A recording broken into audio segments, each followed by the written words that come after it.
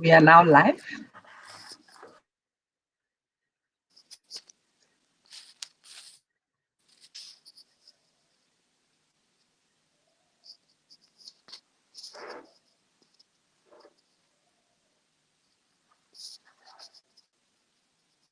We're just going to wait a few more minutes to have people join in.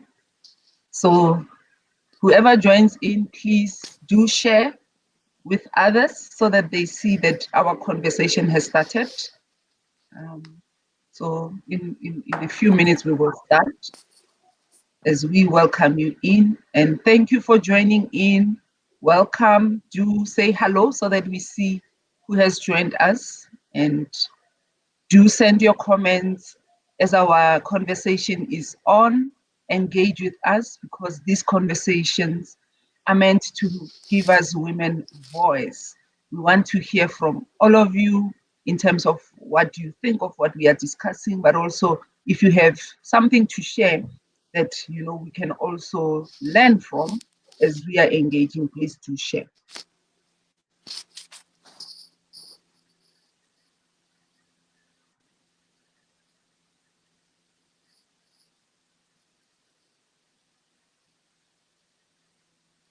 We should next time play a song as people come in.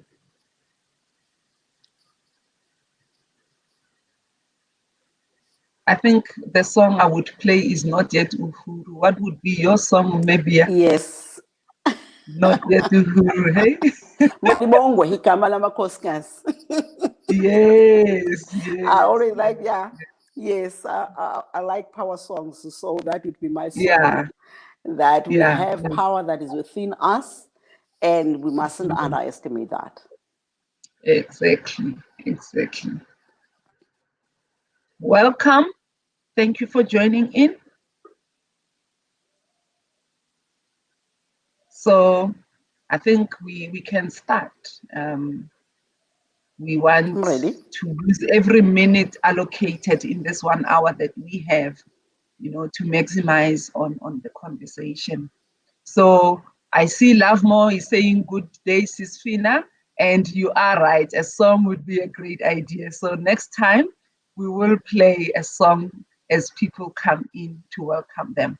So thank you very much. I think we should start, and let me ask my guests to introduce herself. And, in these conversations, as we said, we are talking to women who are leaders, women who are making their mark on our, on our issues as women, but also nationally, internationally, ensuring that they challenge the status quo.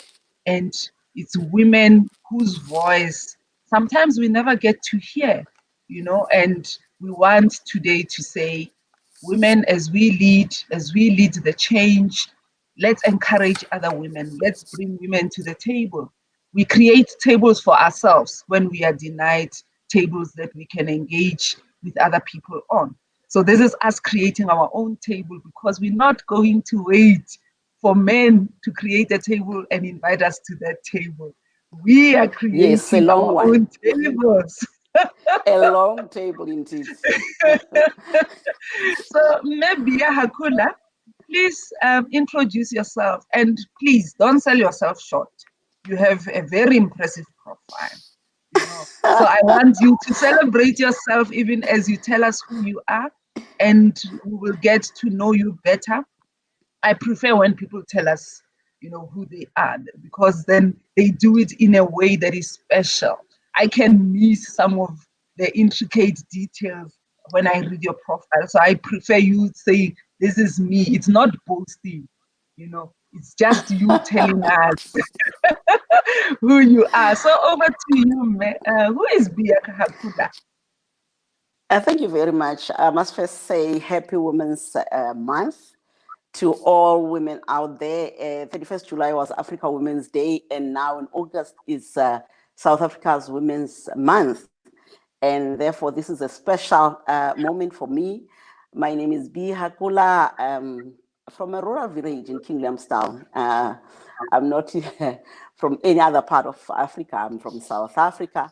But what defines me, I would regard myself as a champion of transformation, because especially on issues of women empowerment, women have always been left out, but I always believe that solutions for women, yes, they come from women first. We need to own our own space and also our own development. But also we need to bring men on board as core champions. But we need to champion our own cause. So this is who I am. I've always done it when I was in corporate, working in corporate.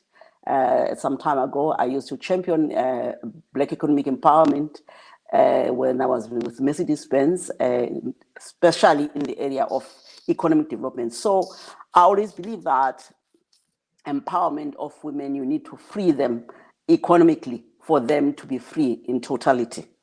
Yes, there are policies and things like that, but in terms of where they should be, I think economic empowerment is key. So this is who I am. I'm a mother of 3 young men whom I groom to respect women. I'm the only queen in the house, so I have that opportunity of influencing everybody around me to champion the cause of women empowerment. So I think let me stop there, because the other things will come out as we engage. I'm president of Africa for Africa Women Empowerment because of my passion for women empowerment and looking throughout the continent how I can assist women be the women that they're meant to be, because there's something within us. We have a purpose in life, and to unleash that, you need your sister to hold hands with you and help you develop and be that person. So I always believe in paying it forward and lifting your platform, but at the same time, not shy about who you are, because you're also from a position of strength. So we mustn't be shy about our achievements, but at the same time, we must be able to pay it forward and bring others along. Yeah, and I want to piggyback on that last statement, paying it forward and leaving no woman behind. I think right now we see how important it is to take women with us, all women. I think, 1956 was a demonstration of the power of mobilization, how women mobilized themselves against a very powerful system at that time did not consider women to be anything but tools that can be used, used by men, used by the system itself to achieve its goals. So as women today, we are saying we are not those women that, the apartheid system wanted to control. Right now, we are the ones who are putting systems in place to fight that very same system that was created for our oppression. And today we are touching on women empowerment, women in economics, because we realize that that positioning that was created by apartheid left us in positions of being outside the mainstream. We are not fully included in the mainstream economics of our country as women. And we will touch on that. We are left to do care work. It's assumed that care work is women's work. And that's the least compensated of the different jobs that are out there, solely because it's seen as naturally your job as a woman to care, to nurture children, to help with homework, to clean the house, to do the washing. Even women who do those as jobs, we pay them less. Us women, when somebody, as we call them, bo auntie, our helpers, those are the people we pay Boma 300. Those are people we negotiate down in terms of the fees that they charge for the service, because also it's inscribed in us that that's care work. Yeah, it's informal work, and that's something we need to turn around and change. But before we get into that conversation, tell us a bit more about Africa for Africa women. You know, it sounds like a big vision. What is it about? What do you It do is. there? And you It also is. hold a role that I want us to talk about after after you tell us about Africa for Africa women.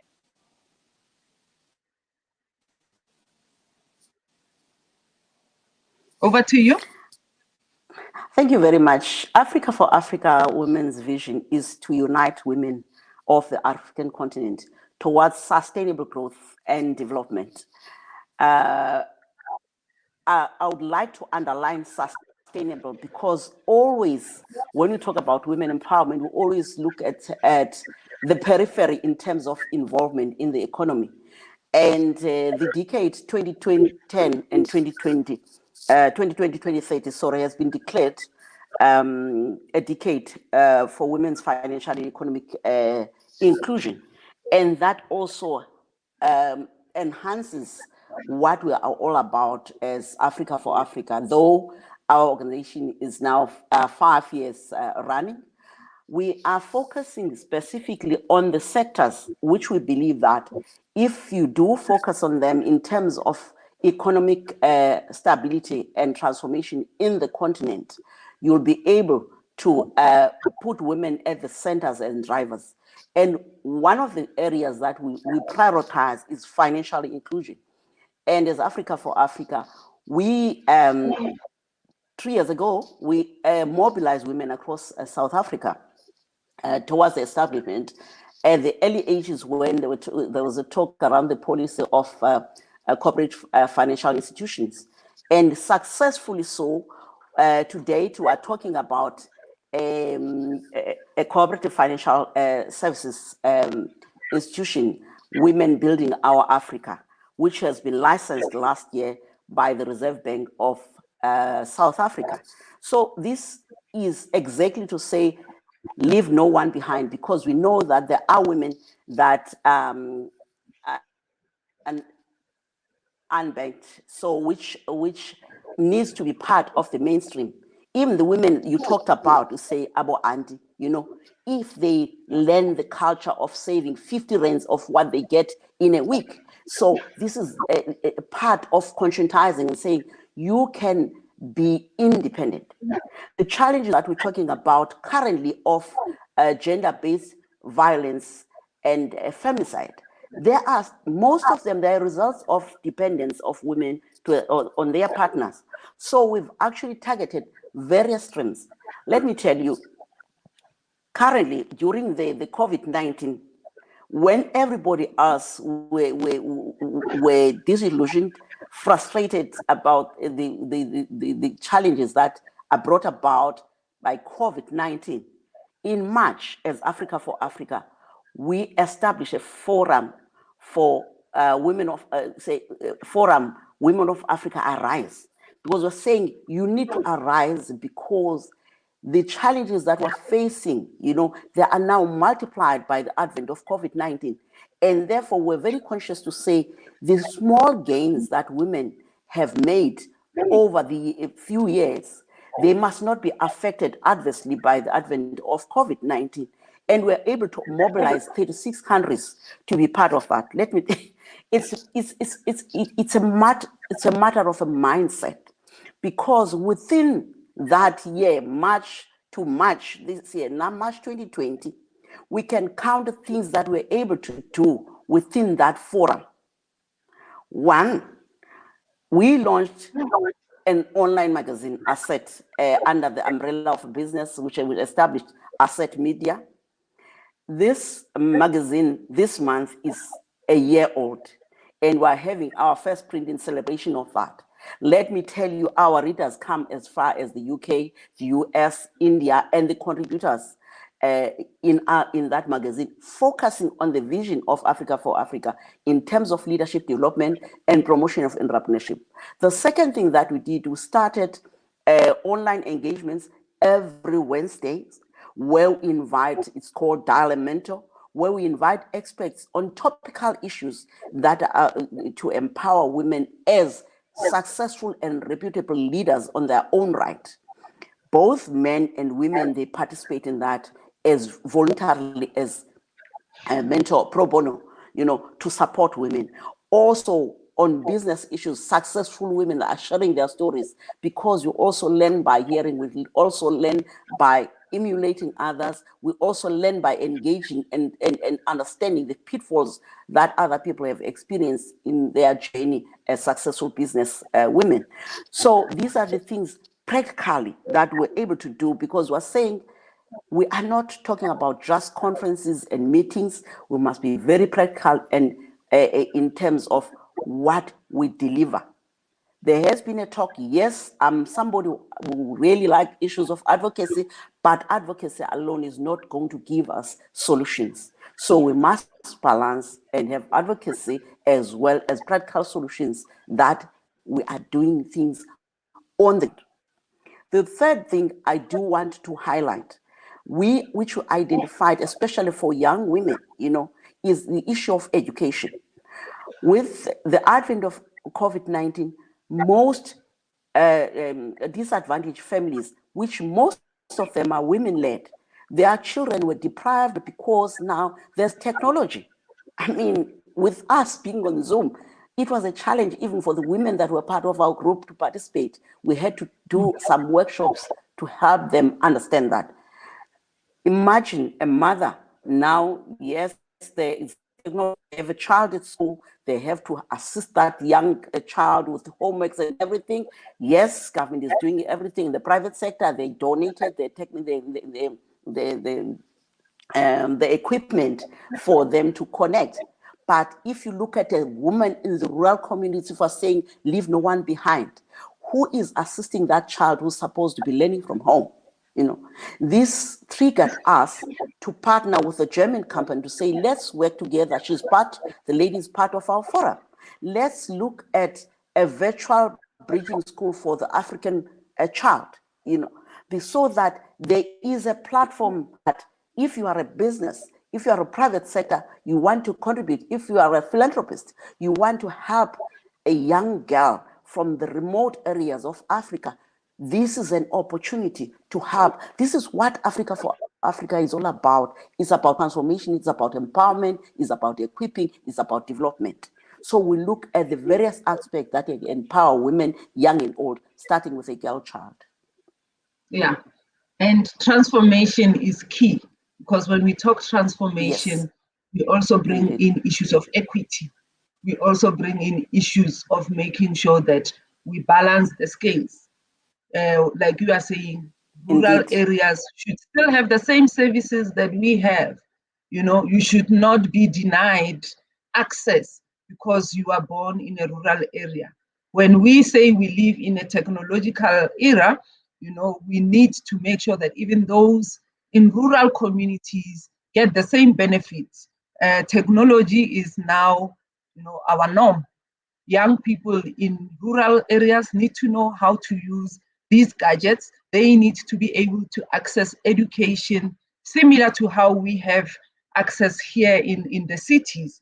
So we need to make sure that their level of engaging with these resources is on par with the ones that are in cities. Otherwise, then we create a bigger gap, because then we are saying those in cities deserve better than the others. And I don't think that's what development is. Development should be across the board. So I'm encouraged by the good work that you are doing, and I'm happy to hear that it's even that you said JSE. Did you say JSE, or you said the Reserve Bank?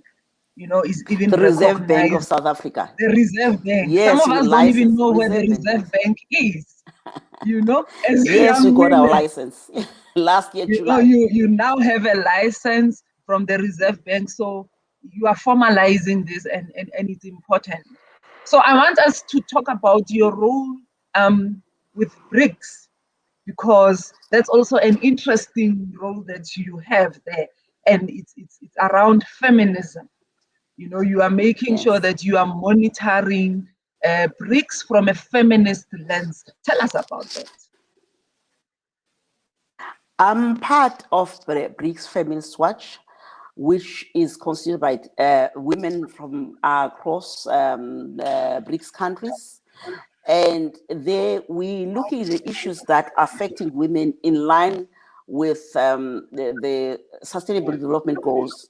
We know that the African Development Bank and in terms of the structures and everything else, there is support and funding that looks into development in Africa. But what we've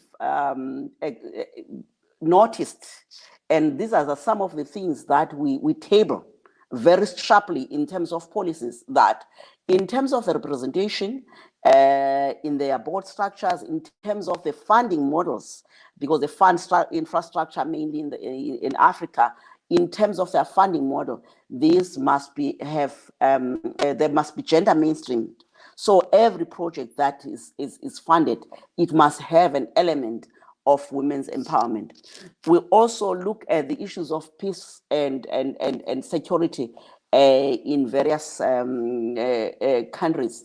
For instance, if you look at India in terms of the labor market, there are a lot of things that are affecting women that are not spoken about. And we have champions in there because BRICS Feminists Watch was founded by a lady from India. But as part of that forum, we're looking at best practices across the globe, and also looking at issues that needs to be addressed, and look at policy proposals. We also, remember I said, we also look at issues of advocacy, but advocacy is not only the beginning and end, but out of that, what are the things that needs to be done to empower and change the status quo? So this is what BRICS Feminists Watch does.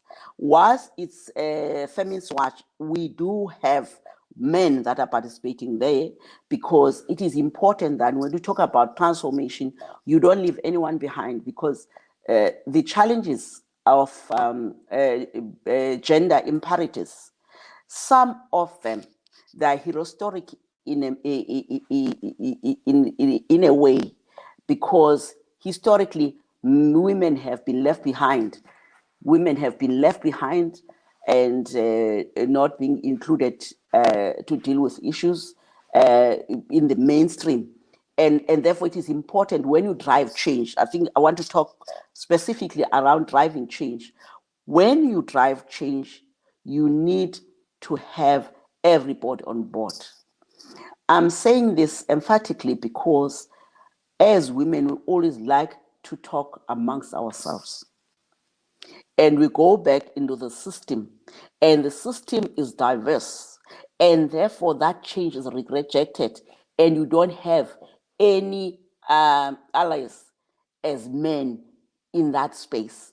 Whether you look at transformation in the family space, whether you look at the transformation in the workplace or in the community or society, it is important that your transformation agenda is diverse, is you have your champions within that space that will speak the same way or advocate on your behalf. Because, you know, as women, they always say, we always, we cry babies, or we gripe, you know, and all that, you know. But when somebody else present your case, it's more like you are building ambassadors. I talk about this and say mastering the 5 C's of relations, you know, because you need to know who are your cheerleaders, who are your complementers, you know, who are your cooperators, you know, when you drive change. And this is what we need to do as women. So me being part of these structures, it is also strategic, because I'm part of the Generation Equality Forum in the UN, the one that is part globally, which is led by the NGO, CSW NGO coalition. So it is important because you learn lessons that you are bringing. Remember, our vision is focusing in the continent, but there are lessons in there. If you talk about the understanding sustainable development goals, and you superimpose the AU Agenda 2063. You are able to bring the best practices and make sure that your change is holistic. It is about time that when we talk about Africa, we don't talk about Africa as in the periphery, as an outsider to the whole world. We need to talk about Africa as part of the global village, and therefore it is important that we always benchmark our initiatives globally, so that we are not the stepchild in the globe, because we've got so much to offer. Even our strategy is looking at unleashing those opportunities which the global market has already tapped into. But you find about us talking about Africa being poor when we have the mines. These are the sectors we're looking into when we have opportunities of devising our own strategies for alternative energy, which is one of the challenges that is facing Africa. These are the things that bit by bit we're looking into and establishing entities that are led by women and championed by them to bring that change and transformation in the continent. Yeah, there's something you said that triggered me a bit, and I want us to engage on it. I am in support of transformation. I am in support of engaging men, because if you want to change the system, you need those who are benefiting from the system to understand, that they have privileges, they are benefiting, and they need at some point to relinquish some of these benefits so that we can then equalize.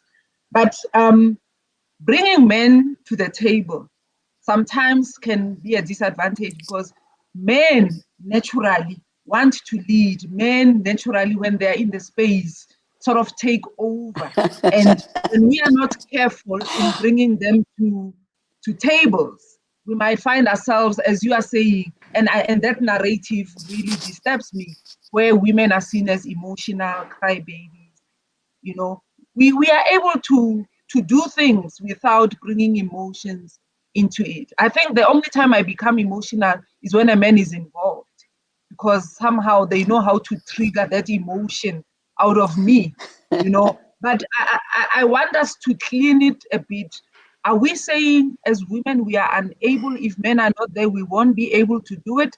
Do we always need men there, or can we do it ourselves and make sure that men understand what we want to change without them actually, or without us even relying on their input? Because I think sometimes creating that space becomes a disempowerment for ourselves as women. Can we just clean that one before we move on to other discussions?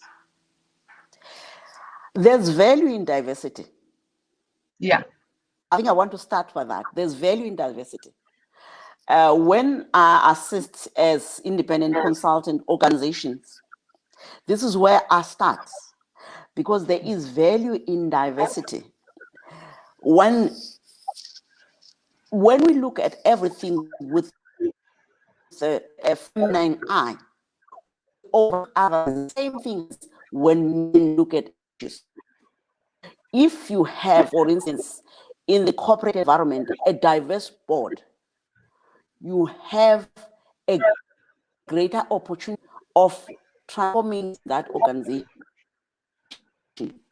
because women see things different. And also, when it comes to the issues of risk management, women are very thorough, and men, they take risks more than on average. I'm not saying there aren't many women that are risk takers, but men, the way they are wired, they will think afterwards. They will take that risk. As women, we want to take calculated risk, which is a good thing for an organization, for a balance, if you've got a diverse leadership structure in terms of corporate. And therefore, it is important that when you look up of transformation, you bring the element of diversity. Okay. I'm all for diversity. I think your network maybe is problematic. Let me just say, I am all for diversity, but I think the notion that, women are cautious, women are this, women are that, we must move away from that. We will find ourselves stuck in one place if the narrative we are pushing is this gender is better than this gender in this way. We must move away from those debates. Welcome back. Let me I was I saying don't know what happened. Yeah. as I lost you there, I was saying for me, and I hear what you are saying, but I'm saying for me, how we ended up in this position as women is because we kept believing that the other gender is better than us in most areas. And because we've given them that platform, they continue taking advantage of us sharing the space. And I don't want us to dwell a lot on that. I'm just saying my feminist principles don't agree with the notion that this gender is better than that gender.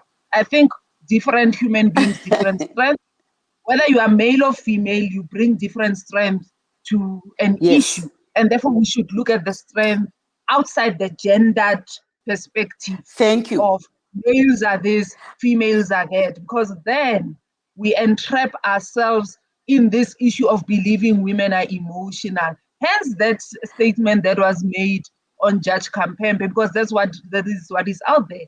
You are a woman, you are decisive on things, then we say, but these ones, you said we are called crybabies. These ones are emotional. These ones are this.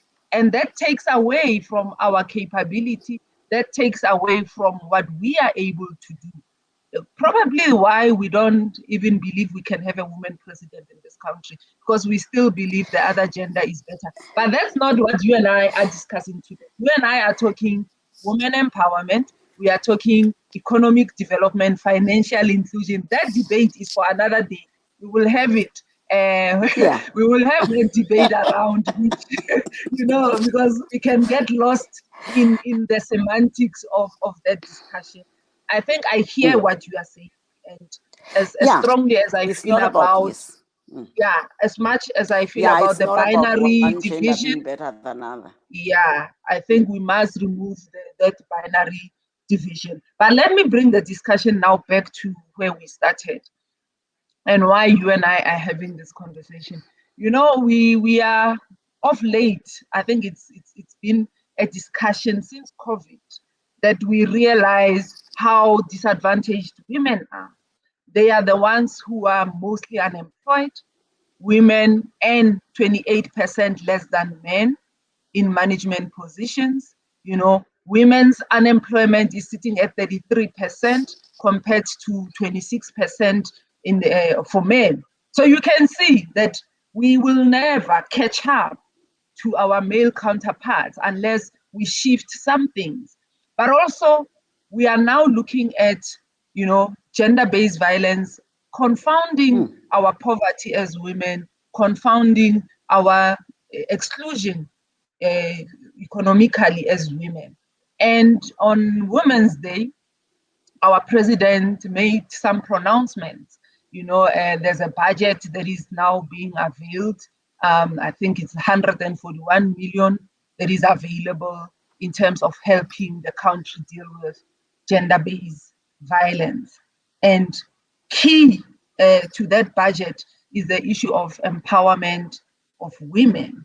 And I want us to look at, what does empowerment of women look like? What do we mean when we say women must be empowered economically? So what do we mean from where you are sitting with the many hats that you wear in different platforms around empowerment of women? Thank you very much, Fina. I think the first thing is that it all starts with the mind. As women, when we think about economic empowerment, we always think small. It is about time that as women, we dream big. You must listen to all the debate that is happening in the country. When they talk of SMEs, there is a woman attached to that statement. That's why when they make the invitation for anything that has to do with small enterprise development, they'll say women and youth. I would understand youth, maybe it's up and emerging young people that are, getting into the market. But we need to be very proactive and assertive in terms of how we position ourselves in the economic space. Whilst there are opportunities and policies, this pronouncement, I'll again make a comparison. If there was a proposal or a pronouncement that says there is so much fund for economic empowerment, let me not say to deal with the issues of GBV, I will come back to that. Men, where they will go straight and say, I want to acquire this mine. This is how Black men benefited out of the BEE, the affirmative action and affirmative procurement. Because while we're still sleeping and thinking as women, they stepped forward. It goes back to what I said earlier on of being risk takers. So that's why I say it all starts with the mind.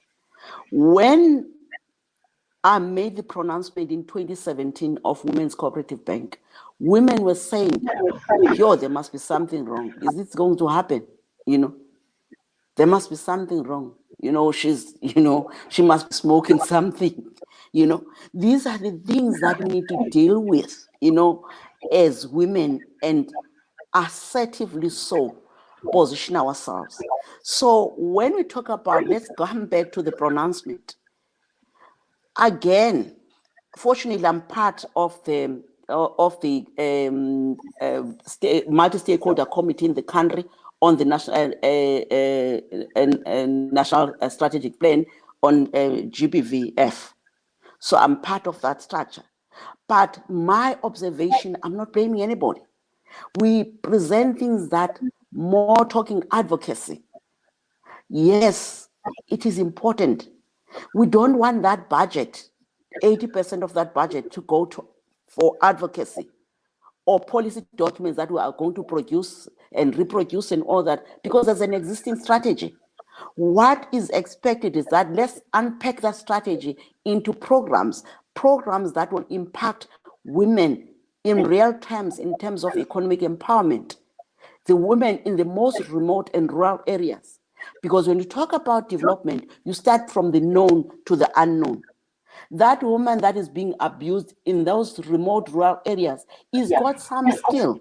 There's indigenous knowledge that can be unleashed and support these women to stand on their own. This is where, as Africa for Africa, we specialize. We look and unleash the potential that is already there. These are the things that need to be done. Instead of us looking at, these meetings, these campaigns, these petitions, let's move away. Yes, they have got their space. But for me, I would look at a 80-20 principle where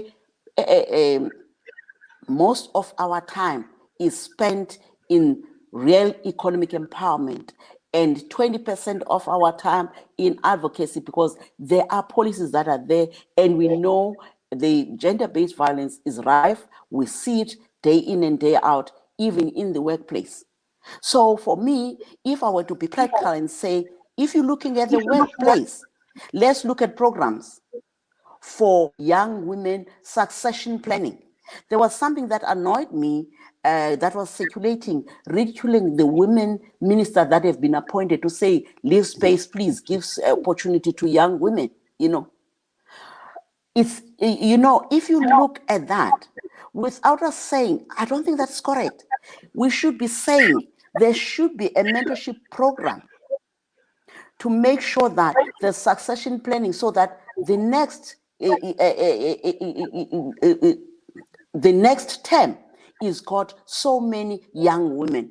but not ridicule the women that have got an opportunity, who've just got the opportunity now. So the same thing when we go into the issues of economic empowerment, we need to go back to that woman that is running a spaza, and say, how do we help you as these 10 women that are all selling apples, and have your own cooperative mindset to say, how do we work together to enhance what we are doing? Because also as women, we have a challenge of liking to be individualistic.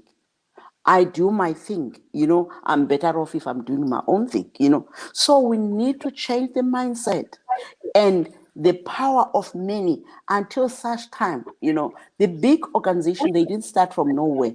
They started with people coming together and looking at the skills that are there and enhancing what each other is doing.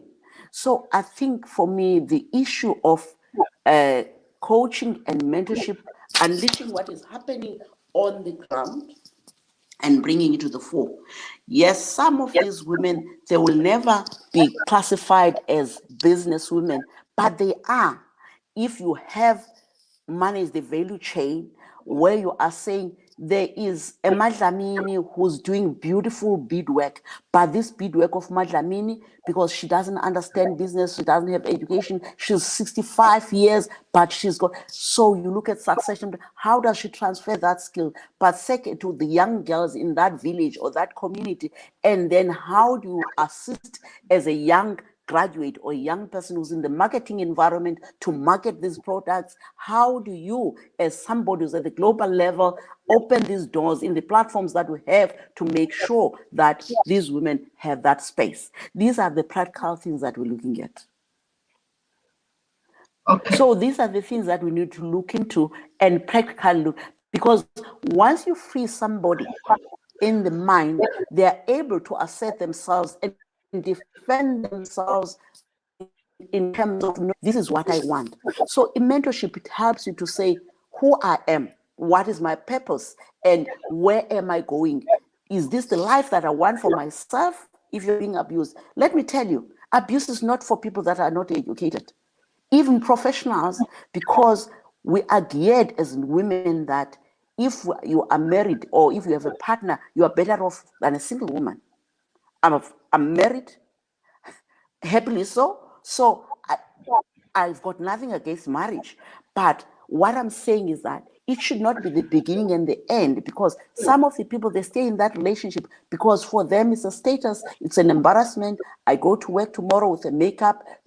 Meanwhile, I've been crying, And how am I supposed to empower other women if, as somebody who's enlightened, I'm not able to empower myself? Because if you are not able to stand against gender-based violence as a professional, as somebody who understands these policies and things like that, how we're supposed to help other people.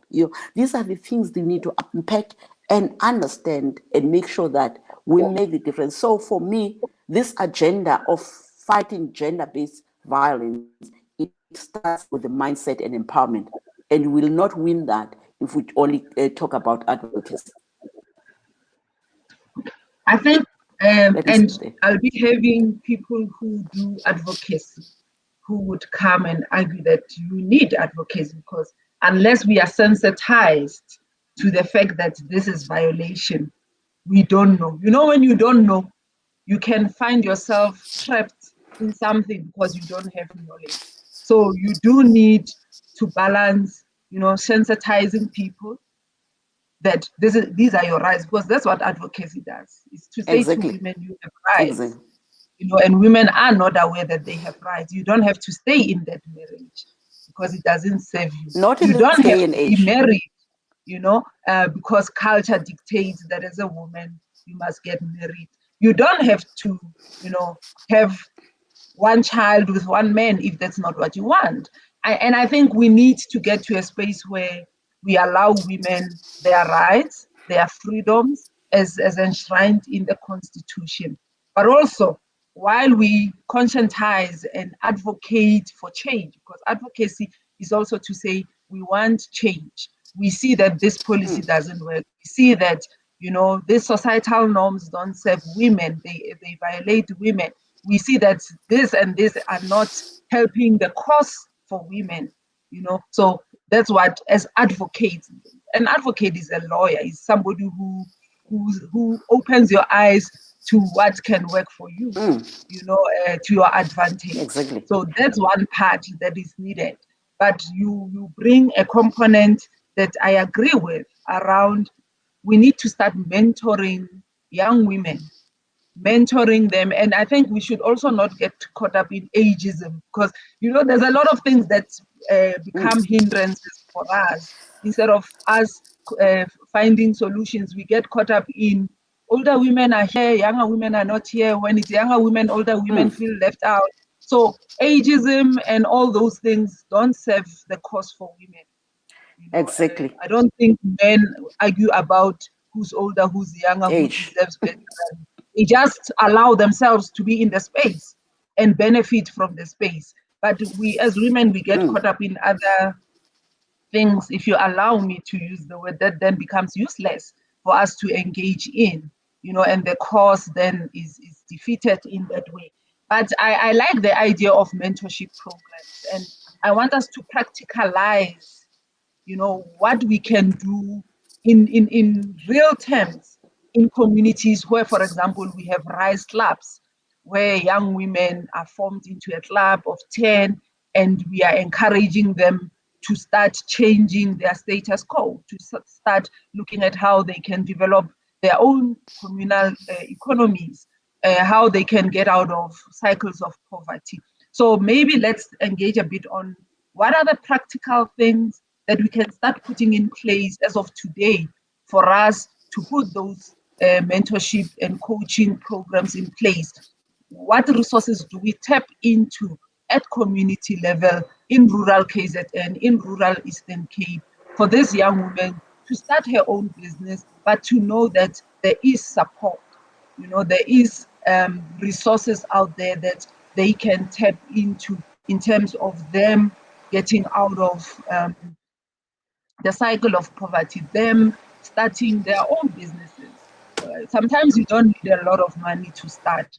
You just need to have the right information, and the rest will follow. So maybe let's engage a bit on how can we practicalize mentorship and coaching, what resources are available, what can young people tap into to start their own businesses. Are you still there?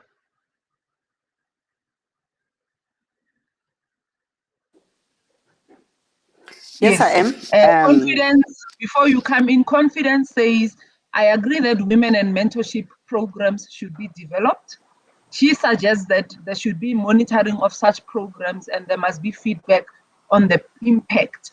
And another one, Umani also says, I agree with unpacking the empowerment of mentoring women. So I guess, mentorship is something that people are picking up on.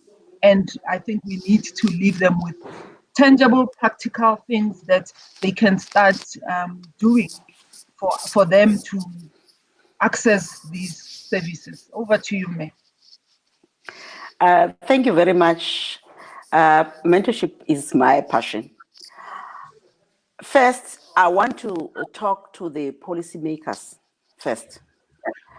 If you look within the public service environment, you'll find that, because in the past they will say women, they need education, this and that. If you look at the statistics to date, women are more qualified in terms of academic qualification than men. You can go to the Department of Public Service and Administration reports and Public Service Administration reports. You can get that women are qualified, but they are not in the positions that they should be if you make a comparison of their qualifications and where they are. Then the mentorship should start there, because you will find also that the focus on women is only during the month of August. And thereafter, we want a session for August for our women. Thereafter, there's nothing.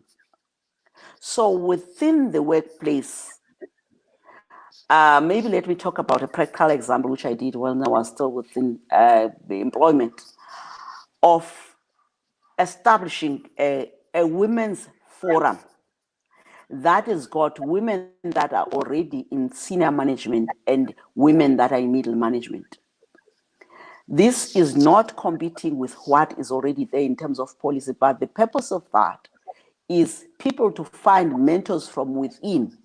They choose their own mentors, because a mentor, it must be somebody that you trust. It's somebody who's your confidant. It's somebody who's able to tell you what you don't want to hear. Because for you to find your purpose and unleash your potential, you need somebody who's going to tell you what you don't want to hear, but what you have to hear. So that is the first thing that can happen. This can also happen in the private sector. Remember, I said when we started this engagement, pay it forward. I want to talk to the conscience of women who are in the senior positions, because there is a tendency, I'm not saying all of them, that we are very comfortable to be the only woman, and we all use that. I'm the first. Yes, you can be the first, but you should not be the last. And therefore, it is important that when we get into these positions, we identify other women, whether they're within the organization or outside. Mentorship can be done formally and informally. And therefore, I'm challenging women to identify women in their communities, in the society, in their workplace, that they can bring under their wing. Because you don't want your young sister to experience what you've experienced. So your lessons will be of value to that young girl or that young woman, so that they're able to navigate life in the corporate environment. The experiences that you've had, you are able to give them heads up on some of the issues to look out for when they get on this. The issue of violation of women's rights, they still happen in the workplace. But some women, they keep quiet because they want to keep those positions. And this is also compromising the young and upcoming young graduates that they enter the workplace. They come in because they want security, and nobody is speaking about this. It's taboo to talk about sexual harassment, though there is a policy, So they end up being abused. They are by a senior, they are bosses, if they come in as an admin or as a secretary or whatever, So they're hopeful that I will grow in this organization if I compromise my values. These are the things that when you talk about mentorship, you need to be open about. And as a sister, you can talk about those issues. So that's why I'm saying my call and challenge is posed to women that are executives in the corporate environment and in the public service, so that you are able to support your sister. That is the first one. Then there is a responsibility for the CEOs like yourself, because as a CEO, male or female, you have a responsibility, because the buck stops with you. In your organization, what are the transformational agenda programs or transformational agenda that you have, and how do you infuse that into your strategy? Because if you infuse that in your strategy, you are able to cascade it down to the people that you manage and monitor that. So if you are saying, as the CEO, I used to have what I call the 8 points as the head, So you need to be able to say, as a head of department or the CEO, these are my 8 points for this year in terms of the transformational agenda. It's not a matter of ticking the boxes and accounting to CGE or Department of Labor of your equity targets. No, it's not about that. It's about saying, what is my succession planning? I see this young girl, she just comes in, And these are the things as a CEO, you'll find.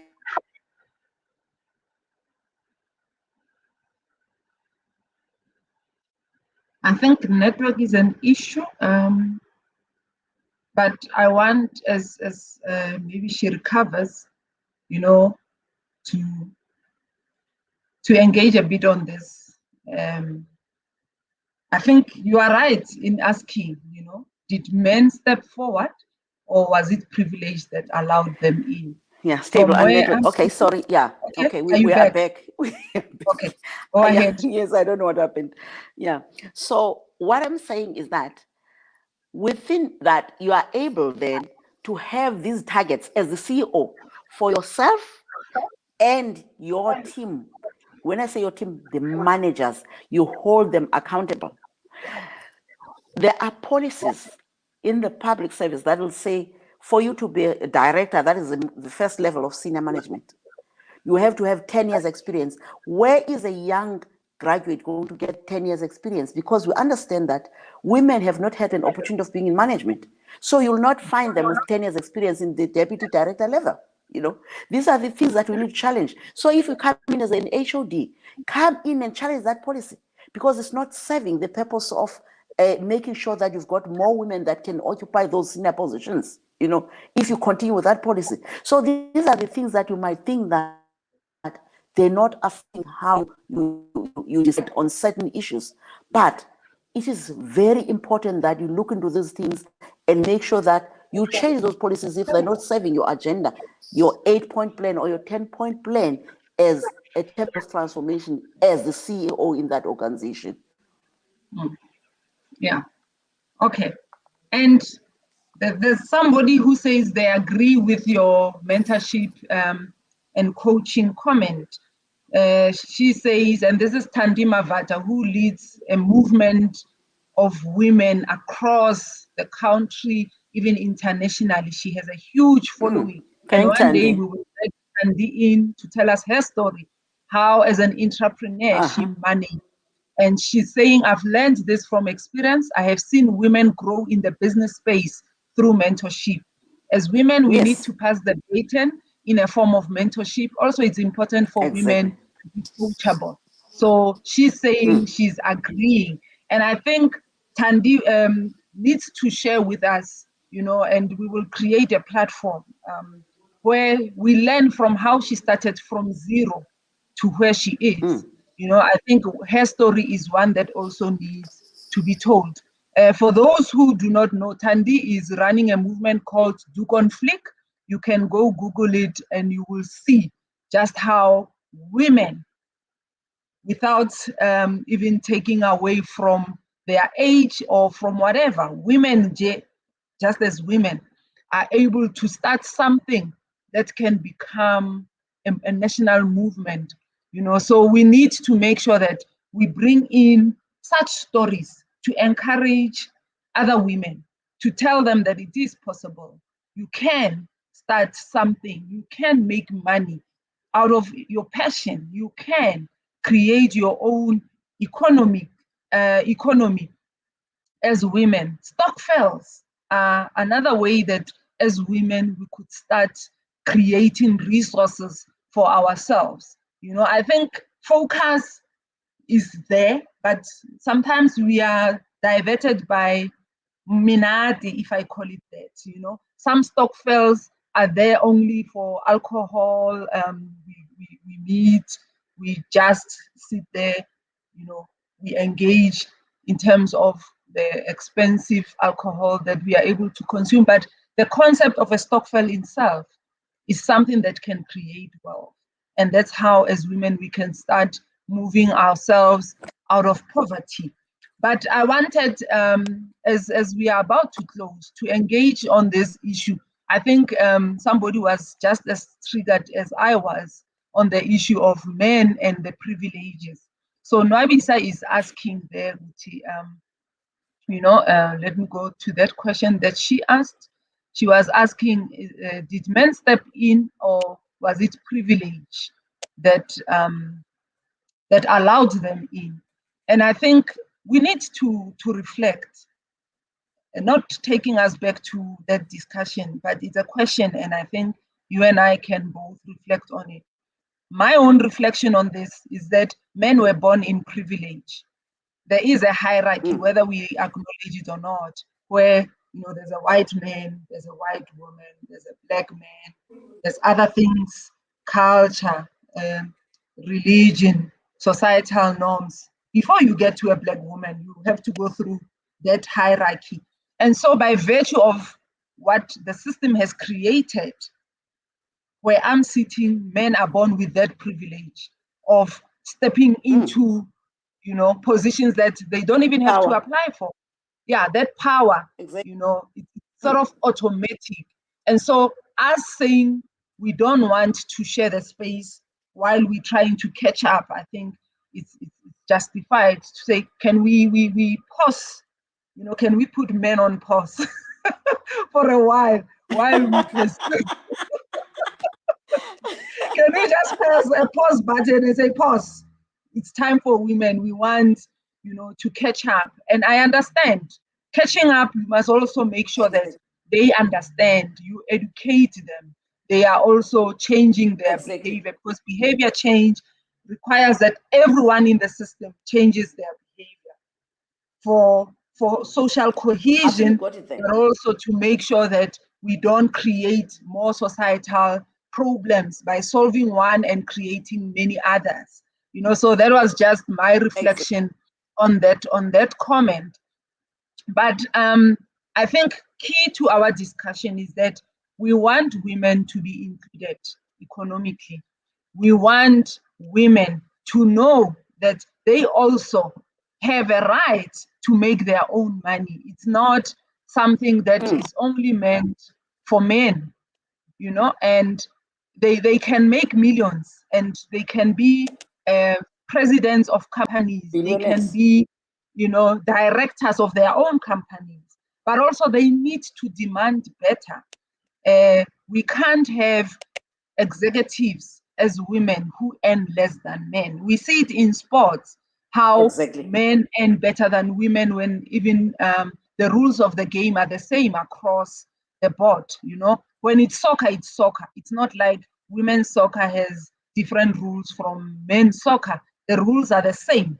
So we need to make sure that where it's the same kind of job, we compensate the same. But we also need gender responsive budgets in government, in companies. We need to make sure that our IDPs reflect the issues of They women. talk to. We need to budget for women issues. Street lights are important. When we develop budgets in the IDPs, we need to check that they have considered street lights, one, for safety of women, because that's as easy as that.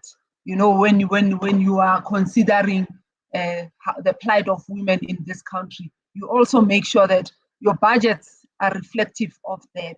And that is why, as Soul City, we support the Code Red campaign, and we will talk about that another time. We will bring in someone who will talk to us about why this campaign is important. But I think as we wrap up our discussion today, we need to remind women, and I will ask you to just list a few key take home messages for women today on what being an economically empowered woman means. And I want the message to women in this Women's Month, you know, to resonate even as they start developing their budget in their homes, to look at how do they start creating a legacy for themselves, but also how do they make sure that they take themselves and their children out of cycles of poverty, and how do we make sure that we drive change, as you said, but we also master our own destinies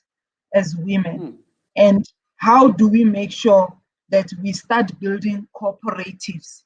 You know, we need information, we need young people to know that if you have a passion for baking, you can actually start earning from that passion. If you have a passion for cooking, you can start earning from that passion. But we need women who are economically empowered. So, what is your take home message today, Bea Hackula, in terms of women empowerment? If you were to give 5 bullets, you know, to our listeners out there, our sisters who are listening in, our brothers who are also listening in today, what are those 5 take-home messages on empowerment, economic empowerment of women?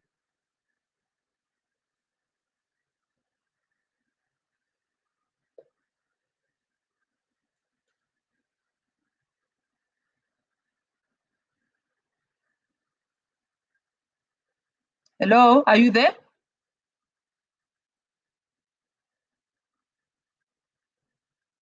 Hello. Okay. I think she's not. Network could be a problem. Okay. Yeah. I think network is a problem. But let's wrap it up in this way. For me, I think we need, and I say I think a lot because that's what my thoughts are. Each time I make sure that, you know, I try to think how I can change the situation I find myself in, but also how I can support and help somebody else get out of a similar situation. So when we look at,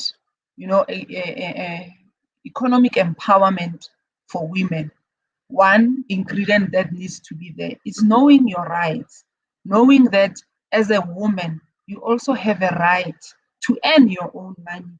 You have a right to education. You have a right to be employed. And discussions on what employment looks like for women, it's things we must discuss as well in different platforms. Employment does not only mean being hired by Soul City. Employment could also mean you creating jobs for other women. I know of young people in one of our rice clubs in Mamelodi who started a car wash as young girls. You know, they didn't wait for somebody to come with a program for them. They saw an opportunity, they went in. They would cater for meetings themselves because that's what being economically empowered means. You look for opportunities. You don't wait for a tender. This ideology, tenders are the Yes. only way people can make money, must also be shifted. You know, we need to transform that thinking. You could be economically empowered by going to the nearest school in your community as a young woman and saying to them, I will come every Friday and sell sandwiches here for the young people who can afford to buy those sandwiches so that they don't always go and buy at McDonald's that is close by to the school. But sometimes we look down on these jobs. That's why the people who sell tomatoes at the street corners are the least respected. And those people have managed to take children to school. They have produced doctors, lawyers, professionals out of selling tomatoes, you know. So we need to start respecting each and every trade, knowing that you start somewhere, you start with something. You don't assume that you will start big. And people who have made it in life will tell you, you start by selling tomatoes at the street corner. You start by selling herbs. You know, that someone was telling us Friday that they are making money up to 50,000 by selling herbs. We can laugh at it and say, who now ofetuhile musangoma, because we always name things when we don't understand them, we call them names. You know, when somebody says I sell herbs, we assume they are saying they are, because that's what her story was. She was telling us. So I'm not shaming anyone or any profession, but that's the story that we were told, that when she announced that she's selling herbs, somebody wrote to her and say, "How are you now a sango?" As if there's something wrong there. Anyway, let's move from there. But I think what I'm saying here is, if you ask what being economically empowered means, it means you recognize when there's an opportunity, you take advantage of that opportunity. You don't mind starting small, and you make sure that you build up from where you started. You ask for help when you need help. You empower yourself with information, with knowledge. You ask for those who have done it. How do I register a company? You know, how do I develop a budget? What is the pricing? What do I cost when I sell cakes? So that you don't also eat hopper. You know, you count the egg, the flour, and the margarine that you put in there. You put a price for each, so that at the end of the day, you are able to count your profit margins. But as women, we need to get out of the mentality of somebody will do it. You can start doing it yourself. So while I have you back, man, let's wrap up. What are your 5 points, as we were saying in closing, that you can give as take-home messages? Thank you very much. I think the first thing is that the change of the mindset is something that women have to adopt. The I can principle. Don't underestimate your power because it comes from within. The second one, understand that women, we are creators. So find that creator within you and unleash that, because there are so many things that we can do and we need to convert that into a potential. Your passion can be something for your benefit, and that entrepreneurial mind will take you there. But it starts with a passion, because it must be something that you wake up every day, you are willing to do it. So it's not about manifest, but it's about saying, I like to do this, but this must generate money for me. It must be make me economically active. Because if you go into business only because you want money alone, that is not sustainable, which is something that most people try and do. They emulate others. So for me, the passion, being creative, changing your mindset and believing in yourself that you can do it. Also, the attitude of being willing to learn and share. When you share, you learn from others.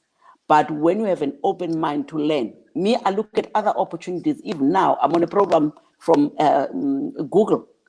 I mean, I've with young people there because I want to take Asset Media to a global platform and have a TV, TV station of Asset.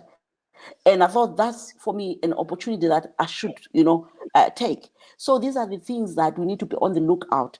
Don't be scared to learn, and also read, because there's other things that we, as women, we are faulted not to like. We don't like reading. They say if you want to hide something from a woman, put it in a book. So read, because when you read, you get more information. And if you need assistance on also to participate to our programs, you can send out an email on info@assertivewomen.com. info@assertivewomen.com. We've got our free sessions Wednesday on leadership and promotion of entrepreneurship at 6 o'clock. It's 1 hour, power hour dial and mentor program. And also, if you need assistance in terms of setting up cooperatives, setting up, your business, we can guide you, because we've got teams, experts that we are working with in terms of empowerment programs and assisting you get there. You need a website. These are the things that you need to have. If you're a businesswoman, you need a website. Drop us an email there. We'll help you navigate this way and make sure that you succeed. We are also on a journey, because we've got many initiatives that we're busy with in terms of looking at opportunities that are out there. Next month, we'll be launching our virtual school for Africa. So these are the things that you look, where there's a pain, there must be a gain. So the virtual school came out of COVID-19 because we could see the need, so we had to deliver. And instead of focusing into South Africa, the whole world is open. So why not go virtual and bring other experts to be part of us? So these are the things you need to be on the lookout. When there's a challenge, there's always a greater solution or greater opportunity. So this is my take home, to say, look out and be assertive. Yes, that is the email you need to go. You can also look out our website. That is that same, assertivewomen.com. You get wealth of knowledge in there from other women across the globe, that are sharing their expertise and experiences in terms of business and also leadership. So thank you very much, Fina, for having me. I'm open to collaborate. I like what you do as Soul City, and we're open to collaborating as Africa for Africa. Also, other women organizations want to work with us and be part of Women of Africa Arise. we are open to that. Drop us an email and we're ready. Thank you. We celebrate you this month as a woman who leads change. So thank you very much for sharing your insights with us. And we will share information on our platforms where people can reach you at info@assertivewomen.com. We will make sure that our young people learn, and you encouraged all of us to read and read and read some more, because that's how we gain knowledge. Thank you very much, Bea Hackula, and we want to say to everyone who also joined us, thank you for engaging, and take this knowledge, share with others, and continue to challenge the status quo. Our position as women is not in the kitchen. We belong in bigger platforms. We are directors, Indeed. We are presidents, we are CEOs, we are chiefs of our own destinies and the destinies of others. So let's go out there and do it for ourselves. Thank you very much. This was insightful, and I hope you have a good day today. Blessed day ahead to everyone. Salute. Bye-bye. Thank you. Bye. Thank you very much. Bye.